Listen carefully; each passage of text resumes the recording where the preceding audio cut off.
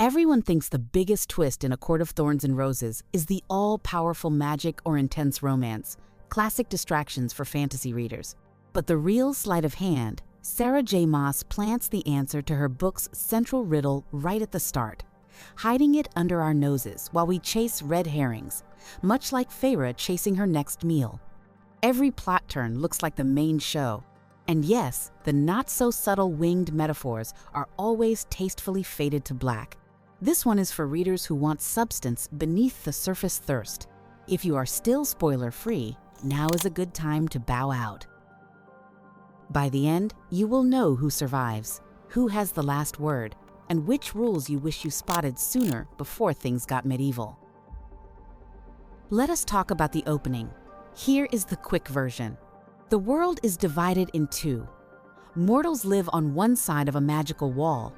The Fae, those pointy-eared neighbors best described as do not trust, live on the other. Feyre Archeron, the youngest of three sisters and the family's reluctant breadwinner, tries to keep her ungrateful family alive after her father's downfall.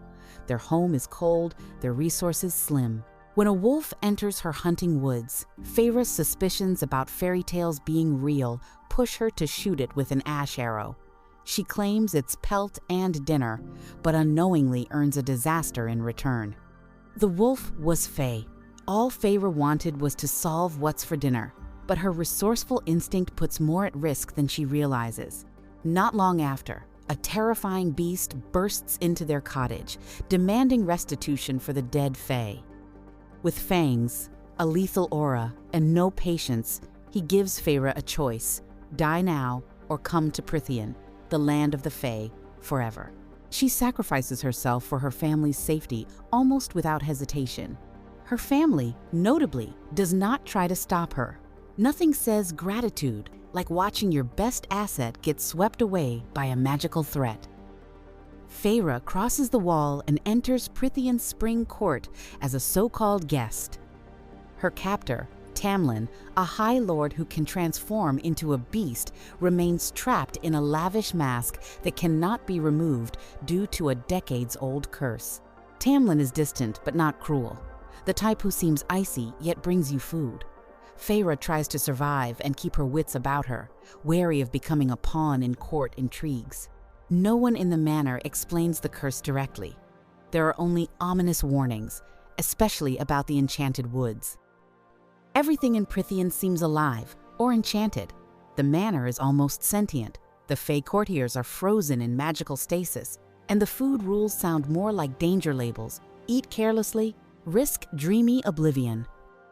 Feyre sketches and paints to steady her nerves and distract herself, though she is quickly drawn to Tamlin despite all warnings never to trust a Fae. Her feelings speed up anyway, a classic high fantasy pitfall. Lucien, Tamlin's loyal right hand and a spring court exile, switches between needling Feyre and saving her life. The palace's etiquette is a minefield, cryptic and dangerous. Feyre becomes desperate for answers, driven by glimpses of an ominous magical decay called the Blight, a corrupting force unraveling Prythian. Tamlin is frustratingly vague and pushes Feyre to stay safe and ignorant. The curse binds his tongue. Neither Feyre nor the reader yet knows why no one can simply explain what is wrong in Prythian. True to her stubborn nature, Feyre ignores advice and soon needs saving herself, which unexpectedly earns her some respect from Tamlin and even Lucien. The chemistry builds in the spring court. Endless parties, enforced proximity, and the weirdly alluring tension between Feyre and Tamlin start to blur the line between captor and potential romantic interest. The summer solstice arrives. It is a moment of heightened magic for all Fae in the court. They celebrate with rituals that bolster their fragile powers, fighting to keep defenses strong. Feyre witnesses their strange traditions and the suffering imposed by a mysterious curse.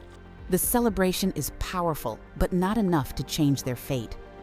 Danger spikes when Rhysand, High Fae of the Night Court, crashes a masquerade ball. Charismatic, unsettling, and way too intrigued by Feyre, he marks her with his Night Court magic so he can watch her closely.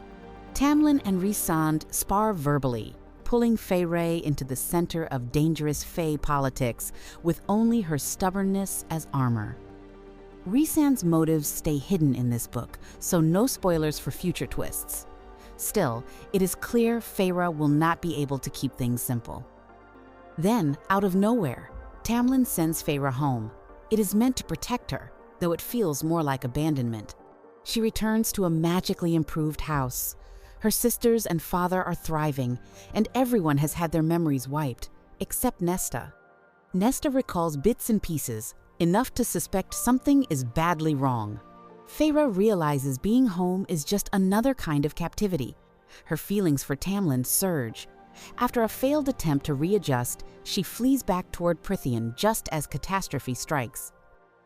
Before Feyre can even reach the Spring Court, she learns from the steadfast servant Alice that Tamlin has been taken, the Spring Court is destroyed, and a new threat rules: Amarantha. A tyrant from Prythian's deep magic. Alice explains the true nature of the curse. 50 years ago, Amarantha cursed all of Prythian after Tamlin rejected her advances. Only a mortal woman who kills a Fae, hating them fully while unaware he is High Fae, and then freely confesses genuine love, can break the spell.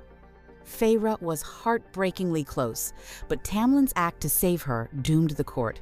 For clarity, the blight is the outward sign of the curse's corrupting magic, eating away at the Fae's strength and territory. Its roots run through all the courts, disrupting magic and sowing fear. The curse's language prevents its victims from voicing details, so the Fae are trapped in cycles of hints, masks, and half-truths. This silence is enforced by magic. Any attempt to reveal the truth is blocked or twisted, a rule designed to keep all hope out of reach. Even those who want to help Feyre cannot speak plainly. Amarantha's rage is pure vengeance. Her schemes are soaked in blood, and revenge for unrequited love is what powers her cruelty. With that, Feyre's journey to Under the Mountain begins. She's alone, terrified, and driven by guilt. Alice, risking everything, warns her of horrors ahead, but also encourages Feyre's courage. The timeline resets here as Feyre descends into Amarantha's kingdom, where she will fight not just for Tamlin, but for herself. Inside Under the Mountain, Feyre must bargain for Tamlin's release. Amarantha demands that she survive 3 harrowing trials. This is not a riddle for a drink in a tavern. Each trial is brutal, clever, and rigged for pain. Under the Mountain swarms with monsters, including the AUTOR, who executes Amarantha's will. Every eye watches Feyre, hoping she will fail. Feyre makes a deadly mistake before the trials even start. The name Claire Beddor, which she gave Tamlin as a decoy, has led Amarantha straight to an innocent village girl. Claire is captured, tortured, and killed as punishment meant for Feyre. The horror of this fate, a direct result of Feyre's small lie, will haunt her through every ordeal. The first trial is brute survival. Feyre must face a monstrous worm called the Middengard worm. She uses wit, bone shards, and quick thinking instead of force, showing creativity is her real magic. Between trials, Feyre is publicly humiliated and suffers severe injuries. Her body swells with bruises, testing both her endurance and her spirit. During the second trial, Amarantha presents her with a deadly word puzzle, but Feyre cannot read. The shame is as sharp as the danger. At this tense moment, Rhysand intervenes. He offers Feyre a devil's bargain: 1 week per month spent with him at the Night Court in exchange for his help and healing. He marks her arm with swirling ink. The deal is permanent. Thanks to Rhysand's support, Feyre manages to survive the puzzle, but her hand is shattered, leaving her with broken bones and agony. The question lingers. If Feyre survives, what price will this new bargain demand? For now, survival is all that matters, but what will she owe him later? As Feyre reels from pain and uncertainty, the trial's impact deepens her resolve. This is no longer a simple rescue. Now she is inextricably tangled in the web of Night Court politics. Approaching the final trial, Feyre is battered in both body and mind. Her broken hand throbs with each heartbeat. The trials have cut her to her core, but her will has hardened. Amarantha presents her with the third trial and its final riddle. Amarantha speaks. There are those who seek me a lifetime, but never we meet, and those I kiss, but who trample me underfoot. At times I seem to favor the clever and the fair, but I bless all those who are brave enough to dare. By large, my ministrations are soft-handed and kind, but when perceiving things amiss, I become quite unkind. What am I? Feyre must decide which of 3 identical Tamlins is real, and stab him through the heart, trusting that the curse has made Tamlin's heart turn to stone. With her mind racing, Feyre remembers every detail she has learned about the curse. She chooses, stabs the true Tamlin, and horror swallows her. Logic says this was the only way, but seeing the life drain from him nearly destroys her. The other 2 figures were only magical decoys. Salvation should come, but Amarantha breaks her word. She kills Feyre anyway. As Feyre's soul floats at the brink of death, the answer to Amarantha's riddle comes not from her mind, but her heart. Love, she whispers. Love, the force driving her choices, the thing Amarantha never possessed. Feyre's answer cracks the magic holding the curse. The High Lords of Prythian, united in awe at her sacrifice, combine their powers to bring Feyre back to life. She returns changed, her human body transformed into that of a high fae. Her senses and artistic talent are enhanced, but her pain and guilt remain. Tamlin, now free from magical bonds and overwhelmed by rage, uses his restored power to kill Amarantha in a swift, brutal act. The sequence is relentless. Feyre dies, the curse breaks, Tamlin avenges her. When Feyre awakens, the Spring Court is celebrating, but the mood is heavy, a blend of cautious hope and sorrow. The curse is ended, but Feyre can't forget the faces of those like Claire Beddor, or the other innocent lives lost. Nightmares follow her, and she feels like a stranger in her own immortal skin. Tamlin thanks Feyre with the only gift he knows. Her father and sisters receive wealth beyond their dreams, a manor and endless security. Feyre's goal of saving her family is met, but a new gulf opens between them, shaped by magic and trauma. Rhysand visits Feyre just once more before leaving under the mountain. The wordless glance he gives her holds layers of secrets and future dangers. Their bargain, 1 week per month in the Night Court, remains, an open thread and a hint that more challenges lie ahead. Lucienne, who risked everything for Feyre and suffered under Amarantha's gaze, starts to recover alongside the rest of the Spring Court. Pieces are picking up slowly, but nothing will be quite the same. Here is the ledger, split out clearly. Feyre has gained immortality, her senses sharpened and her artistic gifts amplified. She has lost her mortal humanity. She now owes debts to multiple courts, her bargain with Rhysand is unresolved, and the toll of survival weighs on her at every step. Trust is another casualty. The Spring Court's masks did more than hide faces. They enforced magical silence. Tamlin and his people were cursed into secrecy, unable to warn Feyre or each other. Every moment Feyre grew closer to Tamlin only deepened the trap she would one day have to spring. The curse is broken, but emotional wounds do not heal so quickly. Feyre is now a high fae, watched by new friends and enemies.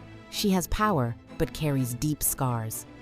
Her family's memories are mostly masked, except for Nesta, who senses the cracks.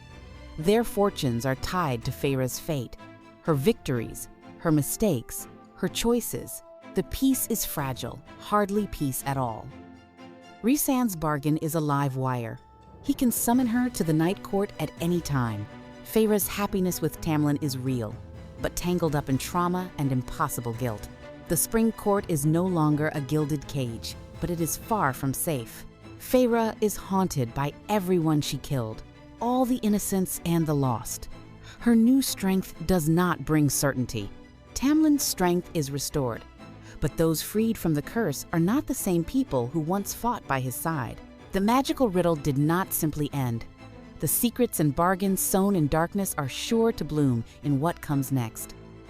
Feyre saves Prythian through sacrifice, cunning, and moving between death and life. She becomes High Fae, but at the cost of her old certainty and the price of every life lost in the struggle. Her journey was never just about hunger or wolves. It always circled power and the steep price it demands. Even in victory, some debts cannot be erased.